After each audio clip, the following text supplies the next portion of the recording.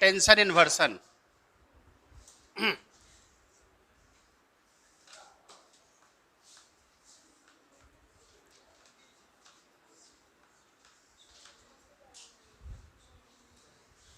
तो मैंने आपको पिछले दिन सिखा दिया है कि रिटेंशन इन्वर्सन कैसे पता करते हैं।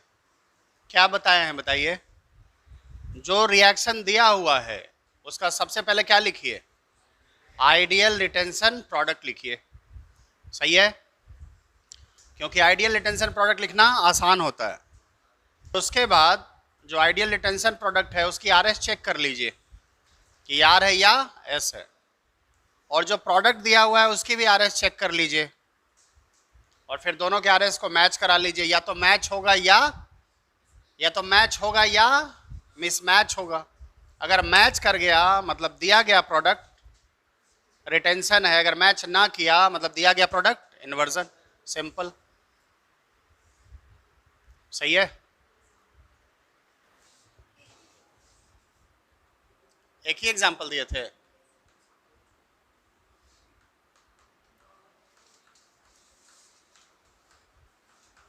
लड़की के बोलने से हम एग्जाम्पल ना देने वाले हैं। How to decide retention inversion in a reaction.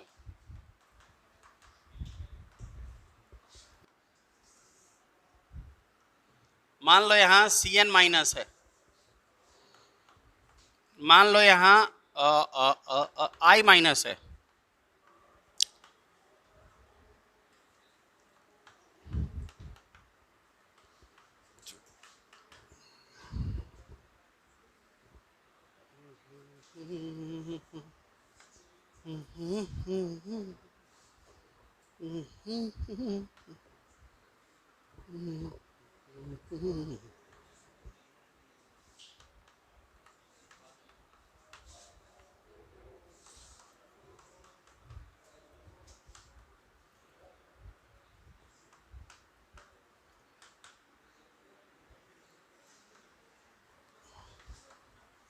चलो, ये दो रिएक्शन दिया हुआ है। कल्पना जी के आह्वान पर हम लोग भी कल्पना करते हैं कि ये जो दो रिएक्शन दिया गया इसमें रिटेंशन है कि इन्वर्सन। इस सवाल से मैंने दो चीज सिखाने का कोशिश किया। पहला, बेटा इसमें क्लोरीन, फ्लोरीन, ब्रोमीन तीनों लगा है। अगर ये न्यूक्लियोफाइल आएगा तो पहले किसको हटाएगा? किसको हटाएगा? यानी पहला चीज इस रिएक्शन से आप ये सीख रहे हैं कि किसकी लिविंग टेंडेंसी बढ़िया है। तो हम सबको पता है लिविंग टेंडेंसी बढ़िया किसकी होती है? आयोडीन की सबसे बढ़िया है, उसके बाद ब्रोमीन की, उसके बाद क्लोरीन की, उसके बाद फ्लोरीन की। तो out of these three halogen पहले कौन भागेगा? कौन भागेगा? ब्रोमीन भाग गया। तो सही है बच्चा, ब्रोमीन भाग के उसकी जगह पे किसको जुड़ना था? लेकिन मैंने बताया है कि बेटा एकदम इसी की जगह पे साइनाइड लाके नहीं रखेगा। एकदम इसी की जगह पे तुम ढूंढ रहे हो अगर साइनाइड, तो तुमको ऐसा नहीं मिलेगा। सही है ना? सवाल वाला यही तो बस ट्विस्ट करता है। मतलब तुमसे जानना क्या चाह रहा है वो? ले बेटा, सवाल पूछने वाला ये जानना चाहता है कि तुमको रिटेंशन इन्वर्सन का बारीकी पता है कि नहीं। जहां ब्रोमीन है वहीं पे खाली साइनाइड लगा दे, बाकी सब तो अंधेरों आदमी बता देगा कि ऐसा हुआ है। तो यानी तुमको क्या करना है? सबसे पहले इसका क्या लिखना है? Ideal retention. और आइडियल रिटेंशन मतलब क्या हुआ बच्चा? जो हटा उसको हटाओ, उसकी जगह पे हटाने वाले को लगाओ, बाकी सब को जस का तस रखो। रिटेंशन का मतलब क्या? रिटेंशन का मतलब शाब्दिक अर्थ ही है जस का तस। क्लास से एक बच्चे को निकाल के उसके जगह पे एक बच्चे को बिठा दिया, बाकी सब जस का तस है। ये प्रोसेस कैसा है? सही है? लेकिन क्लास में को बच्चा आया, एगो को भगाया, बाकी सबको तितर बितर कर दिया, वो क्या हो गया? इन्वर्जन। तो आइडियल रिटेंशन मतलब क्या? बस ये हटा है, इसको हमने हटा दिया, इसकी जगह पे हमने ये लगा दिया, बाकी सबको इंटैक्ट रहने दिया। And now you have to decide RS. और आपको भली भांति पता है आरएस कैसे निकालते हैं, पता है ना? तो इसमें बताओ, एक नंबर कौन, दो नंबर कौन, तीन नंबर कौन? एक दो तीन घूम गए, कैसा हो गया? एस। यहां भी एक दो तीन कर लो, एक दो तीन, कैसा हो गया? एस ही है। तो सो प्रोसेस कैसा हो गया? समझे ना समझे? समझे कि ना समझे? कुछ लोग ऐसा भी मैंने बताया था, याद करिए कि बेटा जहां ब्रोमीन लगा है उसी साइड पे साइनाइड लगे तो रिटेंशन। अबे देख ना, यहाँ 3 ऐसा ना कि कुछ लोचा हो जाए। जहां ये हट रहा है इसी की जगह पे ये आके चिपक जाए तो क्या बोलते हैं? रिटेंशन। और अगर अपोजिट साइड से आके जुड़े तो इन्वर्जन। तो यहां तो दिख रहा है कि ये अपोजिट साइड जुड़ा हुआ है, नहीं तो इसलिए खोपड़ी नहीं लगाने का। खोपड़ी क्या लगाने का? पहले दिए गए सबसेट का क्या लिखने का बच्चा लोग? आइडियल रिटेंशन लिखने का, और एट द सेम टाइम उसकी आरएस चेक करने का, और जो प्रोडक्ट दिया है उसका भी आरएस। उसके बाद अगर ये दोनों मैच कर गया तो या तो ये रिटेंशन होगा या इन्वर्जन होगा।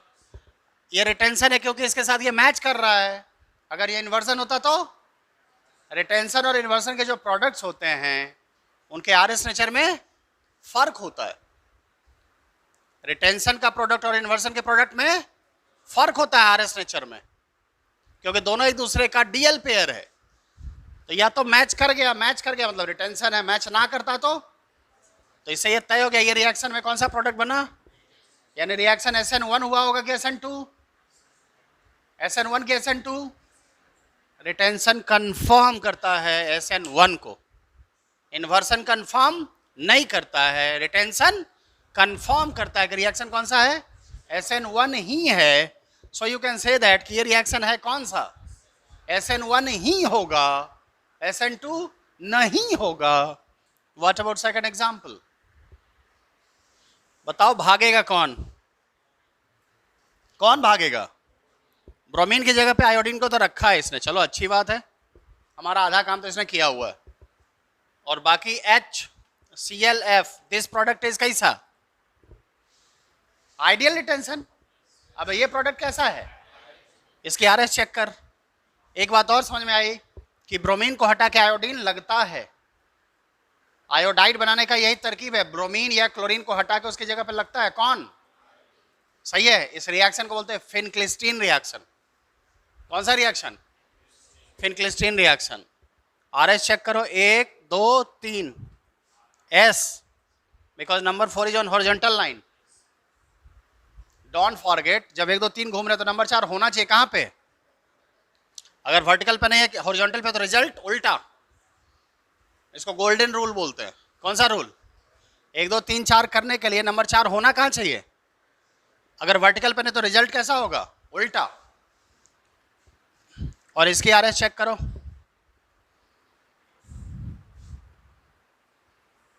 This is S, this is also S। Once again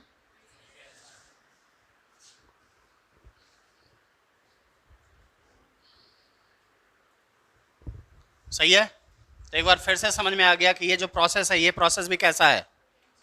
retention है, यानी SN2 होने का चांस नहीं है रे बाबा। क्या होगा? समझ गए?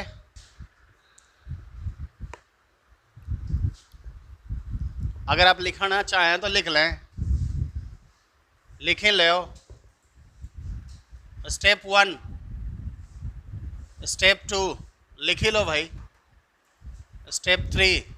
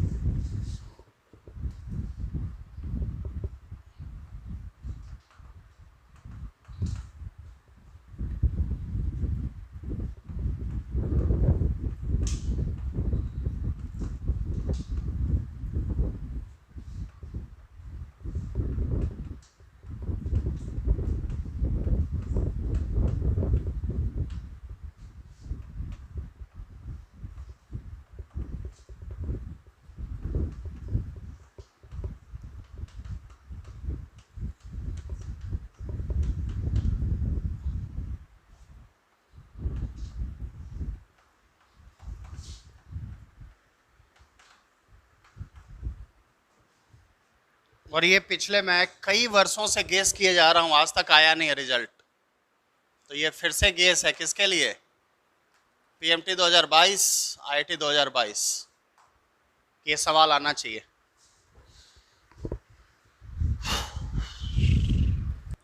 ये प्रोसेस हो गया।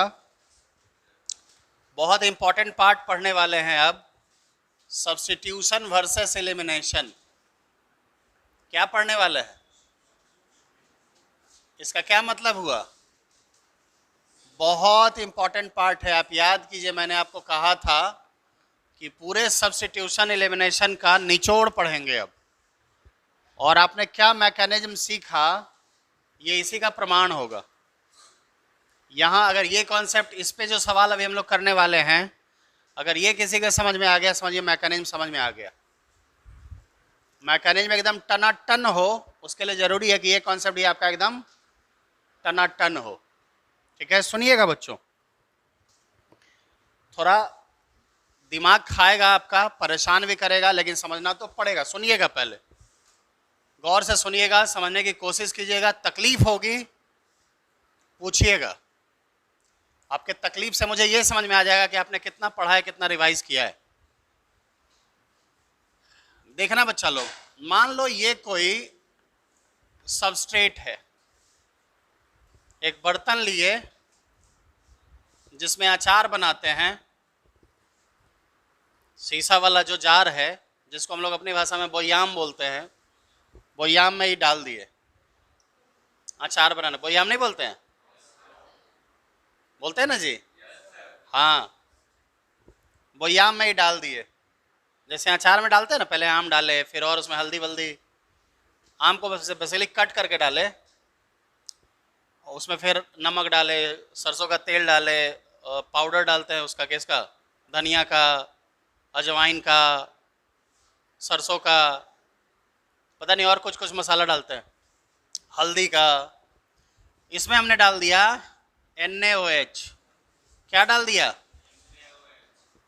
उसी शीशे के जार में सबसे पहले क्या डाले थे?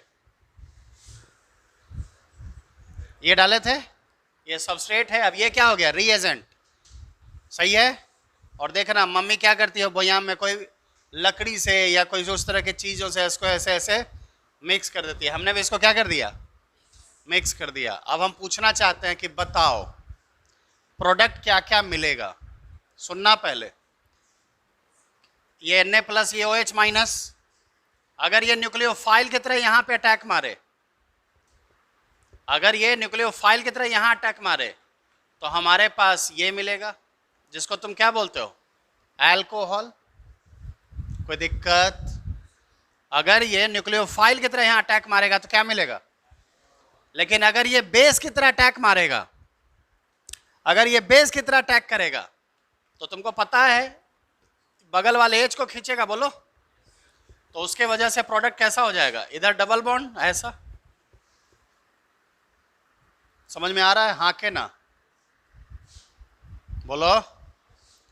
यानी same substrate reacts with same reagent to give different product. As you can see that this product is SN product, but this product is elimination product. सही है? तो हमारे सामने अब $1,00,000 का सवाल यही है कि हम कैसे समझेंगे कि ये वाला प्रोडक्ट बनेगा या ये वाला बनेगा। सामने में चुनौती क्या समझ में आ रही है? बात को अगर समझने की आप कोशिश करें तो आपको समझ में आ रहा होगा कि हमने पूरा सब्स्टिट्यूशन, पूरा एलिमिनेशन पढ़ा, यानी सेम सबस्ट्रेट और सेम रिएजेंट रिएक्ट करता है तो सब्स्टिट्यूशन का भी प्रोडक्ट देता है और एलिमिनेशन का भी देता है। तो हम कैसे समझेंगे कि किस परिस्थिति में सब्स्टिट्यूशन हावी हो जाएगा और किस परिस्थिति में एलिमिनेशन हावी होगा। सही है?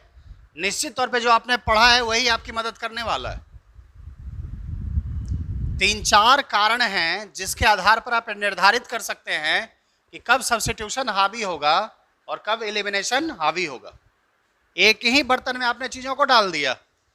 अब ऐसा तो है नहीं कि जो सबस्ट्रेट है इसके पास दिमाग है, कि अपना दिमाग लगाएगा कि नहीं सब्स्टिट्यूशन नहीं करने का, एलिमिनेशन करने का भाई?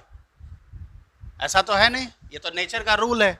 हम लोग उस नेचर के रूल को डिकोड करने की कोशिश कर रहे हैं। तो बेटा 4-5 कारण है। पहला कारण है सबस्ट्रेट। पहला कारण क्या है कि सबस्ट्रेट कैसा है तो किस रिएक्शन में उसके होने का चांस आसान है।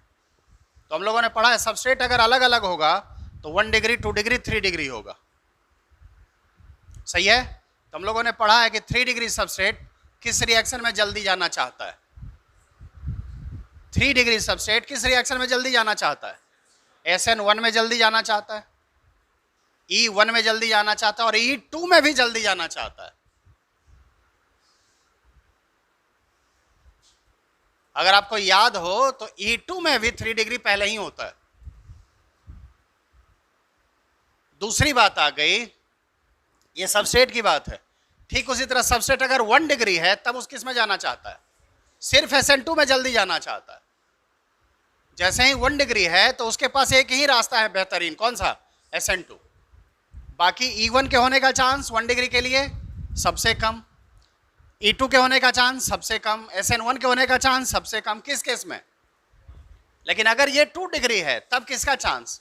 सबका चांस। बहुत मन से कोई नहीं करेगा। जैसे 3 डिग्री आया तो E1 E2 खुश, क्या अब क्या सोचना है? SN1 वाला भी खुश, लेकिन 2 डिग्री आया तो उसकी खुशी जो है थोड़ी कम। ये बिल्कुल उसी तरह से है जैसे जो मांसाहारी प्राणी हैं जिनको चिकन मटन देख के उनके एकदम बाँछें खिल जाती हैं। और तो यही बात मैं समझा रहा था। 3 डिग्री आया तो सबसेट कैसा हो गया? 3 डिग्री सबसेट में E1 E2 सब खुश है, लेकिन 2 डिग्री आया तो उसका खुशी थोड़ा कम हो गया। बट और वैसा ही अगर 1 डिग्री आ गया तब तो SN1 का चांस एकदम में कचड़ा हो गया मूड। लैक्टिक एसिड R होता है कि S? वही लैक्टिक एसिड दूध में भी होता है, वही लैक्टिक एसिड मसल्स में भी होता है। सेम लैक्टिक एसिड मिल्क में भी है और सेम लैक्टिक एसिड बोलो बोलो मसल्स में भी है। एक में R है, दूसरे में S है। पता करना किसका R किसका S। तो अब तो वैसे ही अगर 1 डिग्री दे दिए तो एक सबसे मूड कचरा हो गया। किसका किसका? E1 का, E2 का, SN1 का। लेकिन 1 डिग्री में खुश है कौन? 1 डिग्री में खुश है कौन? SN2। सही है ना? वैसे ही रिएजेंट लिए। रिएजेंट कैसा लिए? रिएजेंट या तो स्ट्रांग होगा या तो अच्छा बेस होगा या खराब बेस। अच्छा बेस किसको फेवर करता है? अच्छा बेस किसको फेवर करता है? E2 को। अच्छा बेस किसको करता है? खराब बेस किसको करता है? तो अगर अच्छा बेस ले लिए तो E1 का मन बैठ जाएगा कि यार हमारे लिए तो है ही नहीं। बोलो आइए आइए। तो दूसरी बात मैं बोल रहा था बेटा कि रिएजेंट या तो स्ट्रांग होगा या कैसा होगा। तो स्ट्रांग बेस देखे कौन खुश हो जाएगा? E2 कि हमारा तो बल्ले बल्ले फोड़ देंगे। लेकिन E1 का मन E1 का मन बैठ जाएगा। E1 एकदम अर्जुन की तरह, जैसे कैसे अर्जुन छोड़ दिया था धनुष, हमारा सब लड़ाई ना हो तो कहे कि हमारा लायक कुछ है ये ना हो नहीं तो फिर या। और आपको पता है बच्चों के बेटा, अगर जो स्ट्रांग बेस होता है वो स्ट्रांग न्यूक्लियोफाइल भी होता है। याद करो बेसिक ऑर्डर बराबर न्यूक्लियोफिलिक ऑर्डर। ये बात हर जगह सही है, बस एक जगह को छोड़ के। पोलर सॉल्वेंट में अगर एक ही ग्रुप का एलिमेंट डाल दिया गया हो तो ये वाला बात उलट जाता है। सही है ना? पोलर सॉल्वेंट यानी पानी वानी में अगर आप एक ही ग्रुप के एलिमेंट को फ्लोरीन, क्लोरीन, ब्रोमीन, आयोडीन को डाल दिए हैं तो बेसिक ऑर्डर बराबर नहीं न्यूक्लियोफिलिक ऑर्डर। लेकिन बाकी सारे सर्कमस्टांसेस में, बाकी सारे केसेस में जो अच्छा बेस होगा वो अच्छा न्यूक्लियोफाइल भी होता है। सही है बच्चा लोग? तो बेटा अगर तुमने अच्छा बेस डाला मतलब अच्छा क्या डाला? न्यूक्लियोफाइल। और अच्छा न्यूक्लियोफाइल कौन सा रिएक्शन कराता है? SN2। क्योंकि SN2 का रेट न्यूक्लियोफाइल पे फर्क पड़ता रे बाबा। SN1 का न्यूक्लियोफाइल से लेना देना। तो वैसे ही अगर तुमने स्ट्रॉन्ग बेस डाला तो 2 वाला तो खुश हो जाएगा, E2 SN2। अगर तुमने स्ट्रॉन्ग डाला तो किसको फर्क पड़ेगा? 2 वाले को। लेकिन तुमने वीक डाला तब किसको फर्क पड़ेगा? 1 वाले को। 1 वाला पे असर आता है किसका? weak nucleophile SN1, weak base E1, strong base E2, strong nucleophile SN2। तो 2 को किससे लेना देना है? स्ट्रांग वाले से। 1 को किससे लेना देना है? तो दूसरा फैक्टर ये है, पहला फैक्टर है सबस्ट्रेट, दूसरा फैक्टर है रीएजेंट। पहले ये 2 फैक्टर के बारे में पूरा बात कर लेंगे, एक निष्कर्ष पे पहुंच जाएंगे, फिर भी कुछ लोचा लगेगा तो तीसरे फैक्टर पे बात करेंगे, फिर भी कुछ लोचा लगेगा तो चौथे फैक्टर पे बात करेंगे। सही है? आइए जरा लिखना शुरू करते हैं। अच्छा चलिए तीसरा फैक्टर भी बोल ही देते हैं। तीसरा फैक्टर है टेम्परेचर। तीसरा फैक्टर क्या है? मान लीजिए जो बयाम में आप मिक्स कर रहे हैं लकड़ी वाला छोलनी से, और रिएक्शन ऐसा हो रहा है कि दोनों का प्रोडक्ट बनना शुरू हो गया, लमसम बराबर बराबर मिल रहा है, और हम चाहते हैं एक के को मिले दूसरा ना मिले। सही है ना? हमारा मकसद क्या है कि कोई एक प्रोडक्ट बने दूसरा ना बने। तो तीसरा फैक्टर जो अपने हाथ में है वो है टेम्परेचर। बेटा एक बात नोटिस करना, जब तुमने बर्तन में डाल दिया, जब तुमने कंटेनर में डाल दिया सबस्ट्रेट और रिएजेंट, उसके साथ तो अब तुम कुछ नहीं कर सकते, लेकिन टेम्परेचर अपने वश में है। कैसे वश में है? टेम्परेचर अपने वश में कैसे है? गरमा सकते हैं या ठंडा सकते हैं, ये अपने वश में है ना। बाहर से हम हीट दे देंगे तो गर्म हो जाएगा, बाहर से कूल कर देंगे तो नहीं। तो बेटा जैसा कि तुमने पढ़ा है, सब्स्टिट्यूशन रिएक्शन एक्सोथर्मिक होता है। बोलो बोलो, सब्स्टिट्यूशन रिएक्शन कैसा होता है? याद आया? हाँ के ना? और एलिमिनेशन रिएक्शन कैसा होता है बच्चा लोग? एंडोथर्मिक। याद आया? तो अब तुम बताओ, टेम्परेचर अगर बढ़ाओगे तो किसको फेवर करेगा? कोई एंडोथर्मिक है, मतलब उस रिएक्शन के लिए एनर्जी जरूरी है। बोलो, तो अगर एनर्जी देंगे तो जल्दी जल्दी होगा, मतलब हाई टेम्परेचर फेवर्स। अगर कोई टेम्परेचर है, मान लो जैसे 25 डिग्री टेम्परेचर है और दोनों का प्रोडक्ट बराबर बराबर बन रहा है, हम टेम्परेचर बढ़ाना शुरू कर दिए, 40 डिग्री मेंटेन कर दिए, तो एसएन का प्रोडक्ट घटेगा, यानी अब एसएन के लिए फेवरेबल कंडीशन नहीं रहा। बोलो, और एलिमिनेशन का प्रोडक्ट बढ़ना शुरू हो जाएगा। ठीक उसी तरह उस 25 डिग्री से टेम्परेचर घटा देते, किसको फेवर करता? तो तीसरा फैक्टर है टेम्परेचर। ये 3 मेन फैक्टर हैं। पहले इन 3 फैक्टर्स के आधार पर ही काम चल जाएगा, और इतना डिस्कशन से आपको समझ में आएगा कि पूरे सब्स्टिट्यूशन और एलिमिनेशन के सारे बातों को हम लोगों ने क्या किया है, अभी समअप किया है। सही है ना? आइए लिखते हैं। अब क्या क्या लिखते हैं मेरे साथ साथ प्रभु श्री राम का नाम लेते हुए आगे बढ़ते चलते हैं। हाँ, इसको मैंने एक बक्से में बंद कर दिया है। ये जो डिस्कशन था इसको मैंने बंद कर दिया है। एसएन वर्सेस ई मतलब क्या हुआ? सब्स्टिट्यूशन वर्सेस, और सब्स्टिट्यूशन में भी कौन सब्स्टिट्यूशन? न्यूक्लियोफिलिक। सब्स्टिट्यूशन में भी कौन? Nucleophilic substitution. सुनेंगे बच्चों? फ्रॉम अबव एग्जाम्पल, चलो लिखना शुरू करो। From above example, it seems that same substrate interact with same reagent to give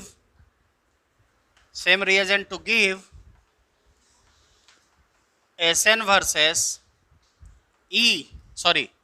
SN as well as E reaction.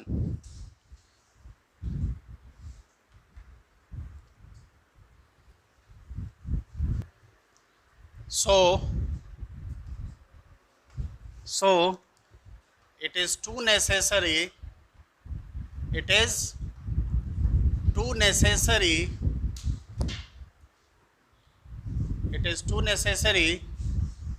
to know about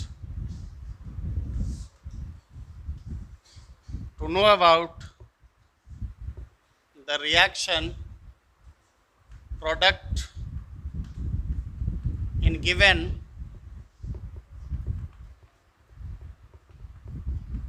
situation,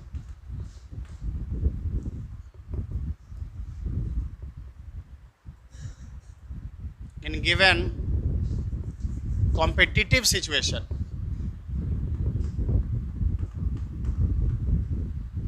competitive situation,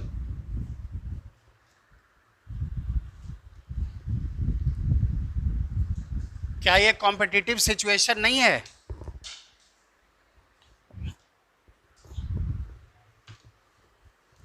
competitive situation नहीं है ये? किसके बीच competition है? Substitution और एलिमिनेशन के बीच।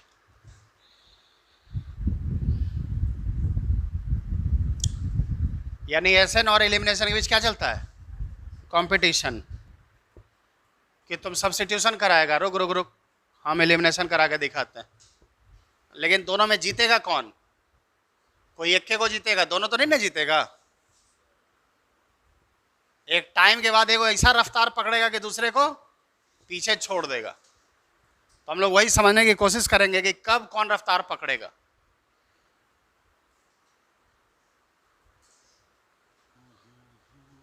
ए जी बाचा साहब, अरे हम यहाँ नीचे कुछ लिखे थे, हम खाली हम लिखते चल गए, हम पढ़ के समझाए नहीं। लेकिन हमको ऐसा लगता है कि तुम लोग समझिए गया होगा। हमको ऐसा लगता है कि तुम लोग समझिए गया होगा, है ना जी?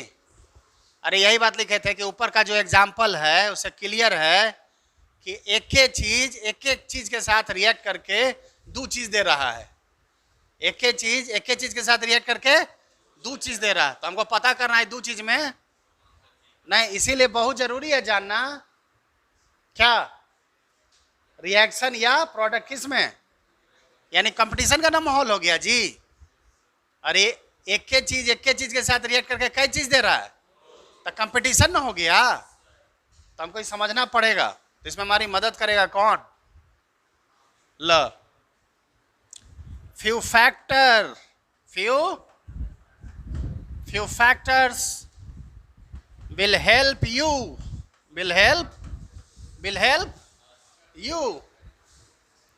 हाँ in this regard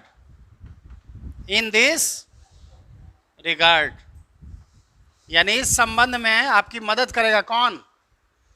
कुछ फैक्टर्स आपकी मदद करने वाले हैं। आइए पहले फैक्टर की चर्चा कर रहे हैं। सुनेंगे बच्चों? बेटा पहला फैक्टर है फैक्टर वन। बेटा पहला फैक्टर कौन है? कौन है बच्चा लोग? पहला फैक्टर है सबस्ट्रेट। सवाल उठता है सबस्ट्रेट कैसा है? सबस्ट्रेट हो सकता है कैसा हो बच्चा लोग? 1 डिग्री अल्काइल हैलाइड या 2 डिग्री अल्काइल हैलाइड या 3 डिग्री अल्काइल हैलाइड। बेटा एक बात जान लो, जितने ईमानदारी से तुमने सब्स्टिट्यूशन एलिमिनेशन पढ़ा है उतना ही ईमानदारी से हैलाइड तुम्हारा समझ में आएगा, अल्कोहल समझ में आएगा। सही है? Means what? बहुत जल्दी हैलाइड शुरू करने वाले, तो हैलाइड उसी के पल्ले पड़ेगा जिसको ये पल्ले पड़ा है। कौन कौन? तुमको पता भी नहीं चलेगा और हैलाइड खत्म हो जाएगा। हैलाइड में दो ये को रिएक्शन है होता है, या तो सब्स्टिट्यूशन या तीसरा रिएक्शन ना। तो अगर यहाँ पढ़ा है तो वहाँ क्या होगा? टन टन टन टन। सही है ना? नहीं तो दिमाग में मारेगा टन टन टन टन।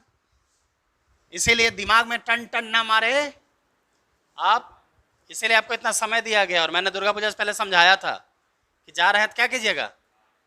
हम क्या बोले थे? थोड़ा बहुत कर लीजिएगा रिवीजन, नहीं बोले थे? 10-20 मिनट पढ़ लीजिएगा। बताइए जी, SN1 SN2 E1 E2, बताइए जी, बोलने का जरूरत है? बोलिए ना महाराज। 1 degree RX, 2 degree RX, 3 degree RX, बोलिए जी। ऐसा ही होगा कि नहीं? SN1 का चांस ऐसा ही ना भैया? SN1 मैंने कार्बोकेटायन, SN1 मैंने 1 डिग्री से जल्दी। कोई दिक्कत? बोलो बोलो, कोई दिक्कत? E1 में यही ऑर्डर होगा, बोलो डू। E2 में यही ऑर्डर होगा, बोलो डू। बोलो बोलो, डू मतलब सेम एज अबव। एक के को जगह ना ऐसा नहीं होगा, किसमें? तो जिसमें नहीं होगा ऐसा पर हम कहे नहीं सबसे पहले लिख दें। बोलो कोई दिक्कत? तो इससे ये तय होता है कि अगर 3 डिग्री मिल गया तो किसकी बल्ले बल्ले है? SN2 को छोड़ के बाकी सबकी बल्ले बल्ले है। किस केस में? और लेकिन अगर 1 डिग्री मिल गया तब किसकी बल्ले बल्ले है? SN2 के। 2 डिग्री में किसी की बल्ले बल्ले नहीं है, 2 डिग्री में किसी की बल्ले बल्ले ना है। जल्दी से लिखना है। दूसरा फैक्टर बोलेंगे रिएजेंट।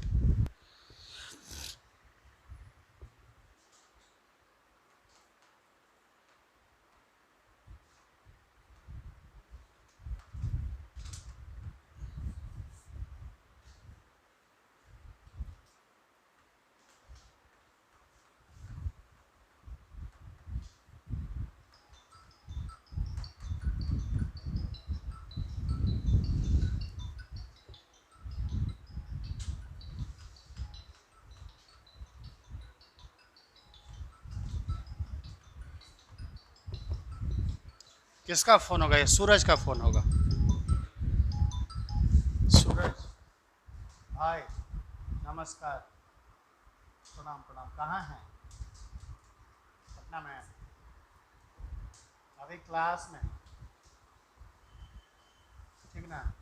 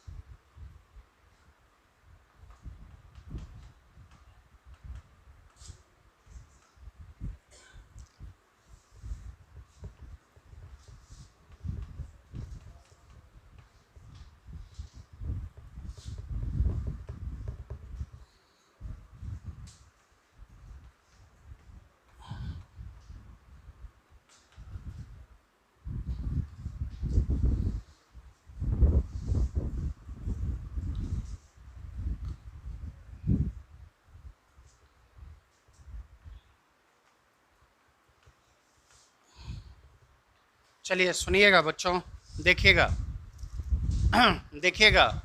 बिहार और झारखंड से आए हुए बच्चों ध्यान से देखो। तो झारखंड का नाम तो हस्ती का है। थोड़ा कम हंसो। झारखंड से नहीं आई तुम, है ना? आइए देखिएगा बच्चों।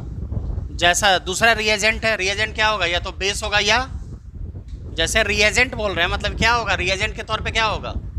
बेस होगा या, बेस होगा तो रिएक्शन कौन सा होगा? एलिमिनेशन। न्यूक्लियोफाइल होगा तो कौन सा रिएक्शन होगा? एसन। हमको पता है बेसिक ऑर्डर न्यूक्लियोफिलिक ऑर्डर क्या होता है? बराबर होता है। एक ही केस में ये नहीं होता है, कब? कम से कम 4-5 बार बात बोल चुके हैं, तब बार बार यही बात नहीं ना बोलेंगे। बेटा स्ट्रॉन्ग बेस कैसा होगा और वीक बेस कैसा होगा? स्ट्रॉन्ग बेस किसको कराता है? E2। स्ट्रॉन्ग बेस E2 कराएगा। मारेगा ना तो यहाँ पे कोई एक्स्ट्रा दिमाग निकल जाएगा। ऐसा करके मारेंगे तो यहाँ पे कोई एक्स्ट्रा दिमाग निकल आएगा, 2-3 दिन रहेगा फिर गायब हो जाएगा। और अगर स्ट्रॉन्ग बेस है तो वही वाला चीज क्या हो जाएगा? तो ये कौन सा रिएक्शन होगा? यानी देख लो बच्चा, जो कंपटीशन है वो किसके बीच है? 2 के बीच है। कंपटीशन किसके बीच है? SN2 SN1 को डिस्टर्ब नहीं करेगा। SN2 E1 को डिस्टर्ब, SN2 अगर लड़ेगा तो किसके साथ लड़ेगा? टुट्टू के साथ लड़ता है, सही है ना? 2 नंबर वाले को 1 नंबर के साथ नहीं लड़ाया जाता। 1 नंबर के साथ लड़ाना है तो 1 नंबर को लाओ। समझ रहे हो ना बात? अगर 1 नंबर के साथ किसी को भिड़ाना है तो किसको लाओ? 2 नंबर को ला के भिड़ाओगे तो मजा नहीं आएगा। भिड़ेगा, भिड़ने लायक ही नहीं रहेगा वो। 1 नंबर फूक मारेगा और उड़ जाएगा वो। समझ में आ रही है ना बात? अगला सुनना, वीक न्यूक्लियोफाइल किसको फेवर करता?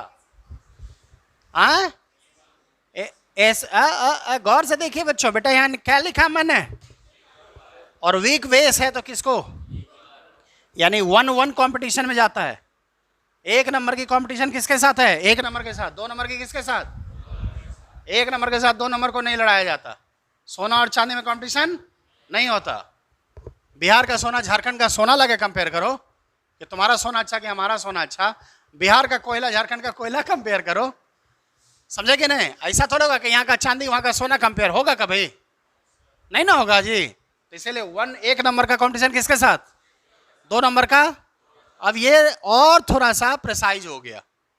पहले जो हेडिंग था सब्स्टिट्यूशन वर्सेस एलिमिनेशन, वो और एकदम प्रिसाइज हो गया। कहां पे, SN2 वर्सेस NSN1 वर्सेस, सही है ना।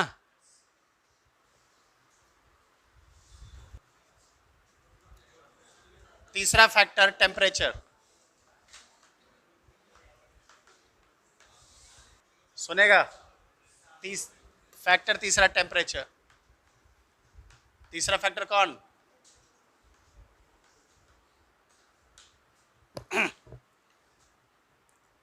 सिंस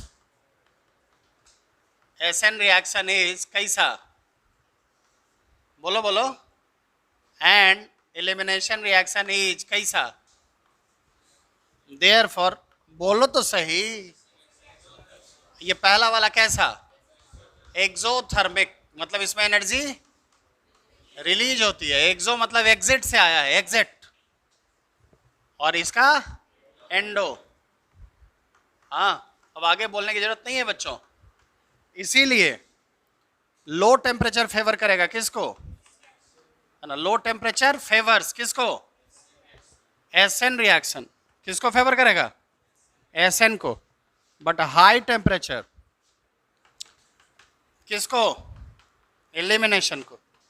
अब तुम्हारे मन में सवाल ये भी आ सकता है, लो टेम्परेचर किसको बोलते हैं। सिंपल बात है मेरे भाई, नॉर्मल टेम्परेचर प्रेशर किसको बोलते हैं, नॉर्मल टेम्परेचर किसको बोलते हैं, 25-27 डिग्री को। तो उससे ज़्यादा हो गया मतलब हाई है, उससे कम हो गया मतलब सिंपल। जहाँ तुमको ठंडा लगने लगे मतलब लो, जहाँ गर्मी लगने लगे मतलब, अभी ठंडा लग रहा है कि गर्मी, कैसा टेम्परेचर है बाबा, नॉर्मल। अभी कैसा टेम्परेचर है, नॉर्मल। जब तुमको गर्मी लग रही थी 2 महीने पहले तो कैसा था, 2 महीने बाद जब तुमको ठंडा लगेगा टेम्परेचर कैसा होगा रे बाबा, समझा ना समझा, लिखना। ये 3 फैक्टर है, अब इस पर सवाल डिस्कस करेंगे। आइए अब हम लोग, आइए आइए आइए आइए, दूर दूर से चलकर आने वाले, ये ऐसा है, सुनिएगा। यहाँ NH3 दे दिए, क्या दे दिए यहाँ, NH3 दे दिए। क्या दे दिए, आपसे पूछा गया कि बताइए कौन सा रिएक्शन होगा। सिंपल सा सवाल है, ऐसा ही एग्जाम में आता है। कौन सा रिएक्शन होगा बताना है आपको। सुनिएगा, पहले मैं आपको 4 एग्जाम्पल करके दिखाऊंगा। कितने एग्जाम्पल्स, क्यों 4 example, SN1 SN2 E1 E2, क्या एग्जाम्पल। तो ये देखना सॉल्यूशन, सुनना कैसे अटैक करना है सवाल पे। हाँ, यहाँ पे हम लिखने वाले हैं फैक्टर्स, क्या लिखने वाले हैं, और यहाँ लिखने वाले हैं रिएक्शंस, क्या लिखने वाले हैं, बोलना क्या लिखने वाले हैं बेटा। रिएक्शन क्या गो है, SN1 SN2 E1 E2। पहला फैक्टर आएगा कौन, सबस्ट्रेट। सबस्ट्रेट कैसा है, सबस्ट्रेट कैसा है रे बच्चा, सबस्ट्रेट कैसा है। क्या 2 डिग्री में कोई बहुत खुश रहता है क्या, 2 डिग्री में कोई बहुत खुश रहता है क्या। चलो ठीक है, रिएक्शन करना है तो सब का टिक का साइज क्या है, लगभग। लेकिन जैसे ही 3 डिग्री हो जाता, मान लो अगर ये 3 डिग्री हो जाता, तो SN1 E1 E2, लेकिन SN2 कैसा हो जाता, लेकिन यहाँ ही कैसा है, कैसा है। तो इतना खुश होकर नहीं, बल्कि खुश होने का चांस नहीं है। तो बस ठीक,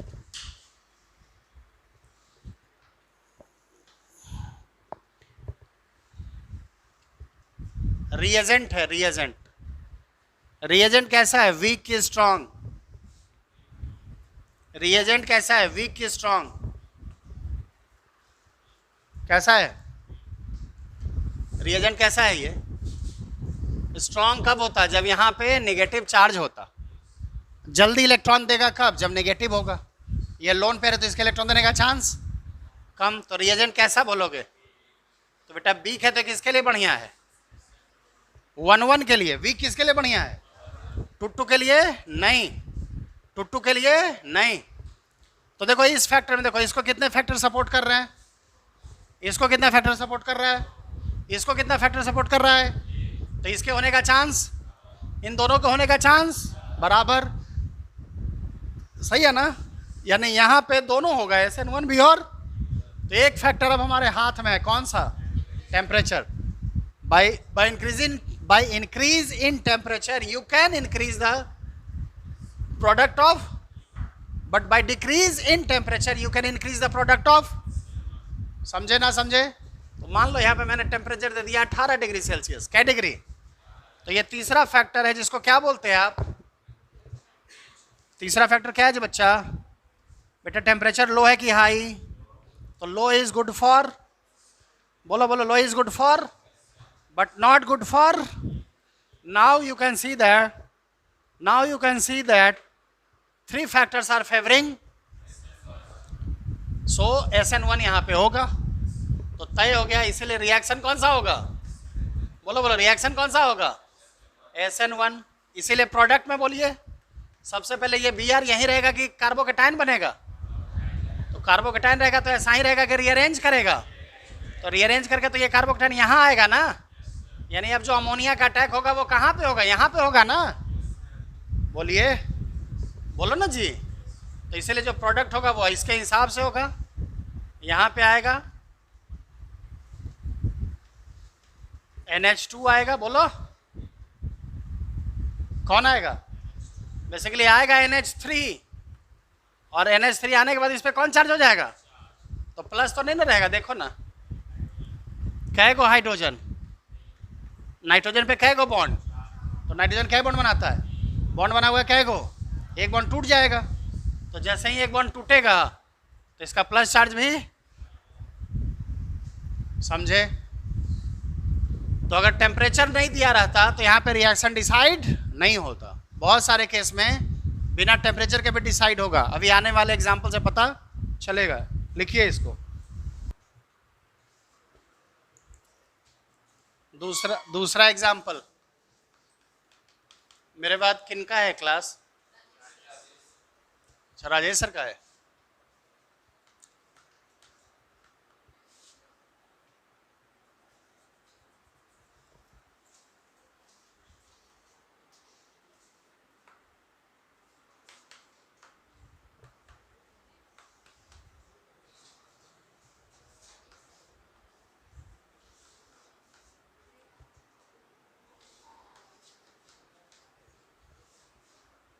ऐसा है बच्चों, फैक्टर्स देखेंगे, रिएक्शन देखेंगे। बेटा पहला फैक्टर सबस्ट्रेट कैसा? सबस्ट्रेट कैसा? 3 डिग्री। बोलो कैसा सबस्ट्रेट? 3 डिग्री।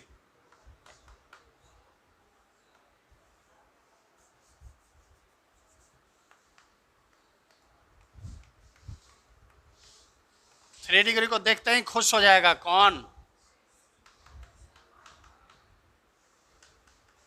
बोलो कौन खुश हो जाएगा? SN1 वाला खुश हो जाएगा, अरे आओ रे आओ, मंगल गीत गाओ। E1 वाला भी खुश हो जाएगा, E2 वाला भी खुश हो जाएगा। खुश होने पे सिर्फ तुम्हारा हक नहीं है, खुश होने पे सिर्फ SN1 तुम्हारा ही हक, हम दोनों का भी है। चलो भाई E1 E2, लेकिन SN2 को बुलाया इसने कि भाई आजा, ये बोला ना ना हमारे काम का नहीं है भाई। दूसरा फैक्टर क्या है जी? बोलिए बोलिए मेरे प्यारे बच्चों। बेटा दिस रिएजेंट इज कैसा? माइनस चार्ज मतलब अच्छा बेस की खराब बेस? अबे माइनस मतलब खराब बोला, माइनस मतलब अच्छा बेस, माइनस मतलब हमारा लाल है वो माइनस मतलब अल्लाह बलाल एकदम जल्दी जल्दी इलेक्ट्रॉन देने को तैयार है, सही है ना? तो रिएजेंट कैसा हो जाएगा? बोलो बोलो, रिएजेंट कैसा? तो जैसे ही स्ट्रांग हुआ टेम्परेचर हटा देते हैं। स्ट्रांग हुआ मतलब 1 वाला ल, बोलो ना जी। स्ट्रांग वाले को देखते हैं 1 वाला पीछे हट गया, बोलो आएगा कौन आगे? समझे कि ना समझे पहले बताओ। जैसे ही स्ट्रांग रिएजेंट देखा SN1 वाला हट गया कि नहीं भाई हमारे लिए नहीं है। स्ट्रांग वाले को कौन कराता है बताओ? स्ट्रांग वाला किसको करता है? 2 को। और 1 को कौन करता? बिना टेम्परेचर के डिसाइड कर सकते हैं, हाँ के ना? बोलो ना। तो रिएक्शन कौन सा जीत गया? इसीलिए कंक्लूजन क्या हो गया? देयरफॉर कौन रिएक्शन होगा? कौन सा रिएक्शन होगा? सही है बच्चा। और बेटा अगर E2 होगा तो तुमको पता है अब क्या होने वाला है। हेलोजन के बगल से या तो यहां से H निकलेगा या यहां से निकलेगा या यहां से निकलेगा, हाँ के ना? बोलो, चाहे E1 हो चाहे E2 हो, सेडजेफ प्रोडक्ट ही बनता है। कौन सा बनता है? सेडजेफ यानी मोर स्टेबल, सेडजेफ यानी एंटी सेडजेफ 4 कंडीशन में ही बनता है। कब कब? जब बेस बड़ा हो, जब लिविंग ग्रुप अमोनियम या फ्लोरीन हो, बोलो, जब पहले से अनसेचुरेशन हो। क्या ऐसा कोई कंडीशन है? एंटी सेडजेफ होगा? नहीं होगा। होगा कौन सा? सेडजेफ। तो सेडजेफ कौन सा होगा रे बच्चा? कहां से हटना चाहिए हाइड्रोजन? राइट से कि लेफ्ट से? अबे बोल ना, लेफ्ट से। तो ये होगा प्रोडक्ट, समझे ना समझे?